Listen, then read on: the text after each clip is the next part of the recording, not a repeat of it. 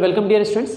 तो आज से हम जो है आज हमारा जो सीरीज़ हम चला रहे हैं, अभी तक निमसेट को लेके जो सीरीज़ हम चला रहे हैं उसका हमारा आज का तीसरा वीडियो है।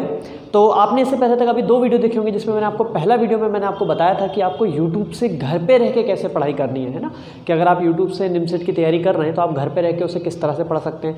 दूसरा वीडियो मैंने इस पर बनाया था कि ऐसी कौन सी चीज़ें हैं जो आपको स्टडीज़ के दौरान नहीं करनी है, और वो वीडियो दोनों के लिए था। जो बच्चे कोचिंग जा रहे हैं उनके लिए भी था, जो कोचिंग नहीं जा रहे हैं उनके लिए भी था कि ऐसी कौन सी चीज़ें, मतलब डू एंड डोंट्स को लेके हमने कुछ डाला था, उस पर था। आज तीसरा आज हमारा है how to strong math for NIMCET, है ना। मतलब क्या है इसका, देखिए अब ये जो चीज़ है, ये जो टॉपिक है, ये बेसिकली बीएससी वाले बच्चे हैं या बीसीए वाले बच्चे हैं या फिर जो 11th-12th में ऑलरेडी मैथ पढ़ चुके हैं उनको तो इसमें कुछ ज़्यादा प्रॉब्लम खैर जा नहीं रही होगी, क्योंकि एमसीए का सोच रहे हो, बीएससी पढ़ रहे हो, तो ऑब्वियस सी बात है आप मैथ में तो अच्छे होंगे, तभी आप इस चीज़ पे प्रिपरेशन कर रहे हैं इस एग्ज़ाम के लिए। बट अभी क्योंकि जब से निमसेट क्राइटेरिया की बात करूँ, जब से वो रिवाइज हुआ है, तो उसमें आजकल जिन बच्चों का 11th-12th में मैथमेटिक्स नहीं है, जिन बच्चों का 11th-12th में मैथमेटिक्स नहीं है वो भी अब एमसीए की तैयारी कर सकते हैं, क्योंकि 11th-12th के लिए क्राइटेरिया तो हट चुका है। क्या आपको निमसेट में 11th-12th में मैथ होना कंपलसरी नहीं है, ग्रेजुएशन में है तो वो एलिजिबिलिटी क्राइटेरिया पे आ जाएगा। तो अब जिन बच्चों का 11th-12th में मैथमेटिक्स नहीं था, अब वो बीएससी बीसीए जो भी कर रहे हैं, तो ऐसा तो है नहीं कि उनका मैथ अब एकदम स्ट्रांग हो जाएगा, क्योंकि 11th-12th में जो उनको पढ़ना चाहिए था वो उन्होंने पढ़ा नहीं है, पर अब पढ़ रहे हैं। तो वो तो फिर हमें हाई लेवल पे मैथमेटिक्स आएगी बीएससी बीसीए में, तो फिर वहाँ पे दिक्कत जाती है। और फिर वही चीज़ आपको उसके साथ साथ निमसेट की तैयारी भी करना है, तो फिर मैथमेटिक्स कैसे कवर करें, ठीक है। और ऐसा नहीं है कि जो हर बच्चा बीएससी बीसीए कर रहा है तो उसको भी मैथ पूरी बनी रही होगी, ऐसा भी नहीं होता है, ठीक है। कुछ बच्चे ज़रूर है जिन्हें कहीं ना कहीं प्रॉब्लम आती है, या फिर अब कुछ ऐसे बच्चे भी होंगे जिन्हें ड्रॉप लिया है, 1 साल हो गए 2 साल हो गए पढ़ाई छोड़े हुए, पर अब लग रहा है नहीं चलो एमसीए करना है, तो एमसीए की एंट्रेंस की तैयारी अब शुरू करी। अब 2 साल 3 साल ऑलरेडी हो चुके हैं छोड़े हुए मैथमेटिक्स को, तैयारी कैसे करें, तो ये सारा डिस्कशन आज हम यहाँ करेंगे। ये सारी चीज़ें मैं आपको बताऊंगा कि आपको कैसे करना है, ठीक है। तो बस शुरू करते हैं। चलिए, सबसे पहले मैं आपको बता दूं कि जो बच्चे 11th-12th में जिनका मैथमेटिक्स बैकग्राउंड नहीं था, उनके लिए मैं पहले बता दूं कि देखिए आप लोगों को करना कुछ नहीं है। अगर आपका मैथमेटिक्स बैकग्राउंड नहीं था फिर भी आप निमसेट देना चाहते हैं, इट्स कम्प्लीटली फाइन, आप दे सकते हैं और निकल भी जाएगा। बट जो तरीका मैं बता रहा हूँ, पहले आपको मैथमेटिक्स पे कमांड बनानी होगी, और वो कमांड कैसे बनेगी उसके लिए मैं आपको बताता हूँ। देखिए, सबसे पहले आप क्या कीजिए कि सिलेक्ट इजी टॉपिक, है ना। सबसे पहले सिलेक्ट इजी टॉपिक, सबसे पहले इजी टॉपिक सिलेक्ट करिए।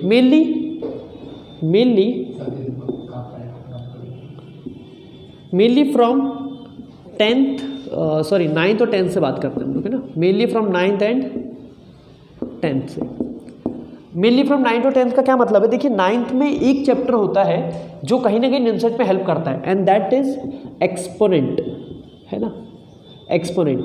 तो हम लोग ये बोल रहे थे कि पहला टॉपिक है हमारा एक्सपोनेंट, है ना। अगर आप 9th और 10th से अगर कवर करना चाहते हैं तो इजी टॉपिक आपको सिलेक्ट करना है, उसमें से पहला होगा आपका एक्सपोनेंट, एंड सेकेंड, ठीक है, एक्सपोनेंट होता है एक, आप ले सकते हैं लॉगरिथम, ठीक है। वैसे तो लॉगरिथम के सेपरेट वीडियो मैं अभी डालूंगा, तो आप वहाँ से भी पढ़ सकते हैं, बट मैं आपको एक आइडिया देता हूँ, जनरल आइडिया कि आप क्या करें, एक्सपोनेंट से शुरुआत करें। एक्सपोनेंट कैसे, एक्सपोनेंट एक ऐसा चैप्टर है जो आपकी पूरी बेस बना के देगा, है ना। एक्सपोनेंट 9th क्लास का पढ़िए, वहाँ से आप अपना बेस बनाइए, ठीक है।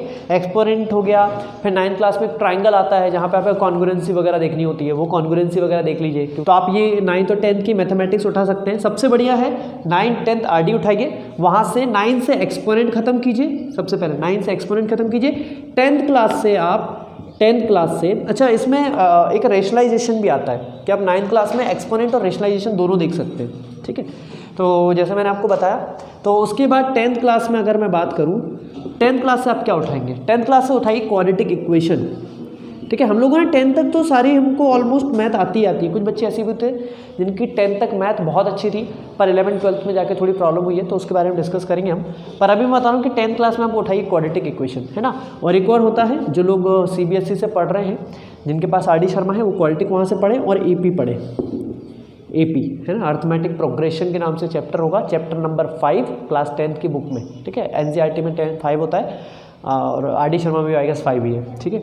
तो ये दोनों आप वहाँ से पढ़ लीजिए। तो इससे क्या फ़ायदा है, इससे फ़ायदा ये है कि इससे आपकी जो मैथमेटिक्स में आपका जो बेस नहीं बन रहा था, आप यहाँ से उनका बेस बना सकते हैं। ठीक है, ये एक बार बेस यहाँ से बन जाए, यहाँ से सब्जेक्टिव बेस आपका बन जाए, आपकी जो मैथ आप भूल चुके हैं वो रिकॉल हो जाए, तो फिर आगे शुरू करिए आप इस चीज़ पे। ठीक है, खैर ये तो चीज़ें हुई ऐसी जो मतलब आपको भी शायद मुझसे बेहतर पता होंगी, पर मेरा काम कुछ और है, मैं कुछ और बात बताने वाला था आप लोगों को। ठीक है, तो अब जो मेरा मेन इम्पॉर्टेंट है ना, वो उस पर बात करते हैं। ठीक है, आपको जो लोग जिनका मैथ बैकग्राउंड नहीं था वो लोग ऐसे कर सकते हैं कि पहले 9th और 10th की सब्जेक्टिव आर डी शर्मा खत्म कीजिए, फिर 11th 12th की अगर आप अगर आप 2022 के लिए तैयारी कर रहे हैं, जिनका मैथ बैकग्राउंड नहीं है तो उनको मैं, और अभी उन्होंने तैयारी शुरू की है, तो मैं बोलूँगा 2022 सबसे बेस्ट रहेगा। 2020 में आपको प्रॉब्लम देगा थोड़ी सी, तो 2022 आप पढ़िए उसके लिए, और सारी R D Sharma 11th 12th की थोड़ा बेसिक में आप लगाइए। उसके बाद पहले सब्जेक्टिव खत्म कीजिए, फिर ऑब्जेक्टिव पे आना। पूरे चैप्टर नहीं लगाने, पर सब्जेक्टिव में कुछ ऐसे ज़रूर होते हैं जहाँ आप वीक होते हैं, उन चीज़ों को रिकॉल करिए, फिर आप सब्जेक्टिव लगाइए। ठीक है, ऑब्जेक्टिव सॉरी। अच्छा, अब ये तो बातें हुई उनकी जिनको मतलब सब्जेक्ट स्ट्रॉन्ग करना था। मैं अब उन मेन मुद्दों पे आता हूँ जहाँ पे अब आप जिनको बीएससी वगैरह बैकग्राउंड है उसके बाद भी नहीं बन रहा है। ठीक है, तो एक्चुअली अब हम उसकी बात करते हैं। तो देखिए, सबसे पहले जिनको जिनका भी कुछ भी बैकग्राउंड हो, मैथमेटिक्स बैकग्राउंड है, बीएससी पढ़ रहे हैं, बीसीए पढ़ रहे हैं, still they are facing problem, still, है ना, स्टिल अगर आप मैथमेटिक्स में प्रॉब्लम फेस कर रहे हो तो फिर अब यहाँ से आपके लिए ये जानना ज़रूरी है कि पहला क्या है, स्टडी फ्रॉम डिफरेंट सोर्सेस, है ना।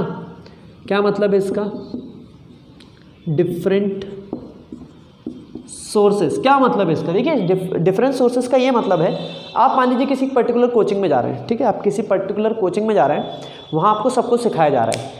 मान लीजिए अगर आप कहीं फंस गए मतलब कई बार क्या होता है कि ज़रूरी नहीं होता कि हम जहाँ जा रहे हैं वहाँ से हमें 100% हम ग्रैब कर लें। अब हमारा दिमाग यार कोई हार्ड डिस्क थोड़ी ना है। ठीक है, तो कहीं से कुछ ना कुछ ऐसा ज़रूर होता है जो हम लोगों के दिमाग में बैठता नहीं है, हम स्टिक हो जाते हैं ना। We occasionally stick to one point, है ना। हम लोग कहीं ना कहीं एक पॉइंट पे ऐसे होते हैं जहाँ फंस जाते हैं।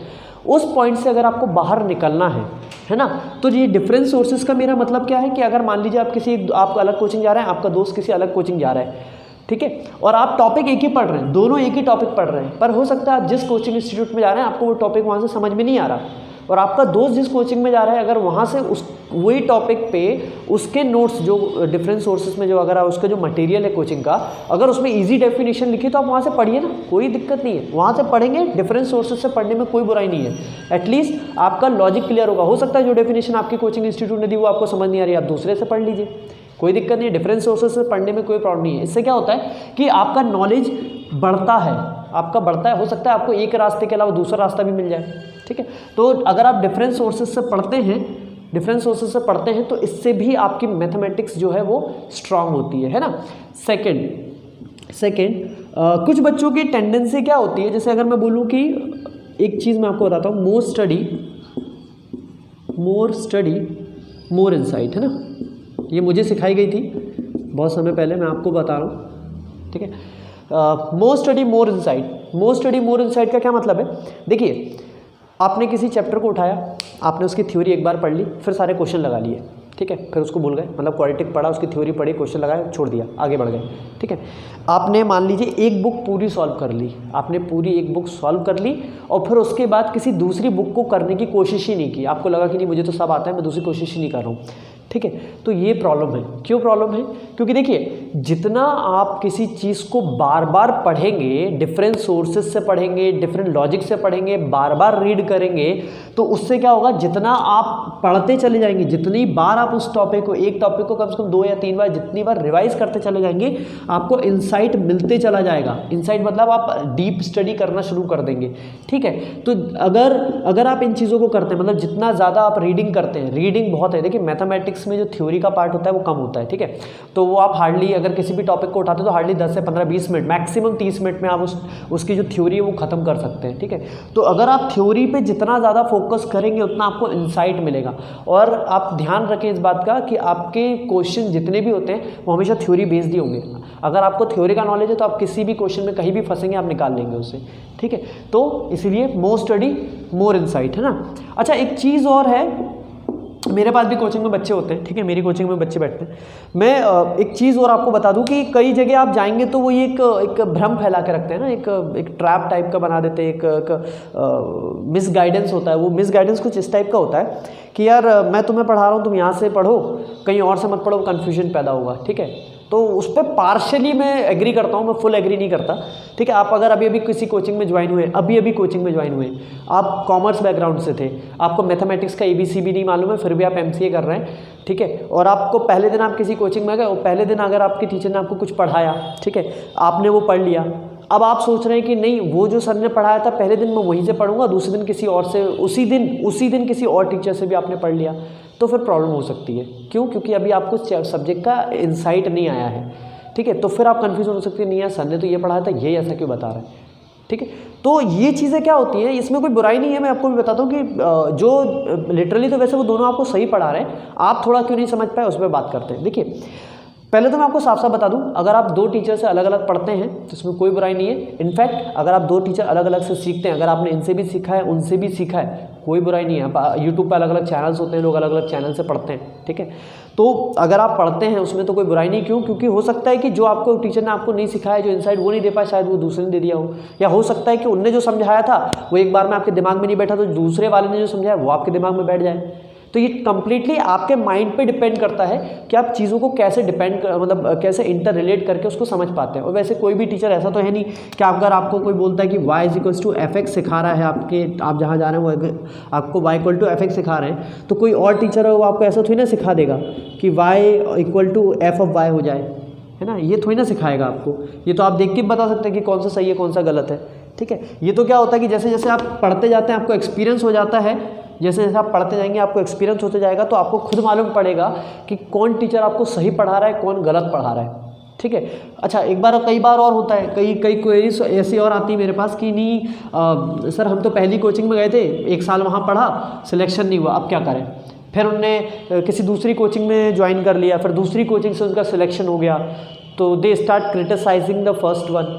वो सही नहीं है यार, ठीक है। अगर आप पहली कोचिंग को अगर आप ब्लेम कर रहे हो तो ये भी तो देखो कि हो सकता है उसने 1 साल जो आपको पढ़ाया वो आपके दिमाग में इंसाइट ने पहले ही डेवलप करवा दिया हो, और वो जो इंसाइट आपके दिमाग में डेवलप हुआ था वो सेकंड कोचिंग में जाके क्रिस्टल क्लियर हो गया, मतलब कॉन्क्रीट हो गया, है ना, वो जम गया दिमाग में। पर आपको तो ऐसा लगा कि वो सेकंड वालों ने करा, तो ऐसा कुछ भी नहीं है। हाँ, ये बात अलग है, कॉन्ट्ररी की अगर मैं बात करूँ, ऑन द कॉन्ट्ररी कुछ चीज़ें होती हैं कि हो सकता है पहले वाले सच में ही बेकार हो, तो फिर उसके लिए तो मैं कुछ नहीं बोल सकता, है ना। बट कहीं ना कहीं अगर आपको सब्जेक्ट में स्ट्रॉन्ग करना है तो मैं दो चीज़ें बोलूँगा। डिफरेंट सोर्सेज से पढ़ने में कोई बुराई नहीं है, आप अलग अलग सोर्स से पढ़िए। दूसरा, डिफरेंट टीचर से पढ़ने में भी कोई बुराई नहीं है। अगर यूट्यूब से अगर आपको कहीं लगता है कि नहीं आप किसी एक चैनल पे अगर वहाँ वो कॉन्सेप्ट क्लियर नहीं हो रहा तो दूसरे से पढ़ लीजिए। अगर आपको नॉलेज है तो आप समझ जाएंगे कि जो पहले ने पढ़ाया वही दूसरे ने पढ़ाया होगा। या हो सकता है कि पढ़ाने में भी तरीके होते हैं, कोई बहुत अच्छा पढ़ाता है, कोई इतना अच्छा नहीं पढ़ा पाता, या हो सकता है किसी के समझाने का तरीका बहुत एडवांस होता है, किसी का बिल्कुल बेसिक होता है। तो ये डिपेंड आप लोगों के ऊपर करता है ना कि आप लोग कैसे उस चीज़ को इंसाइट लेके अपने आप को इम्प्रूव करते हैं, है ना। तो ये कुछ क्वेरीज थी जो मेरे पास आई थी, तो आज के लिए तो इतना ही है। और भी अगर आपकी कुछ क्वेरीज़ हैं निमसेट को रिगार्डिंग, निमसेट को लेकर अगर आपके दिमाग में कोई भी क्वेरीज़ हैं तो प्लीज़ आप मुझे बताया कीजिए, तो जिससे कि मैं उस चीज़ पे डिटेल इन्फो में एक और इस टाइप के वीडियो बनाता हूँ जिससे कि आपकी हेल्प हो सके, है ना। Till then, thank you very much.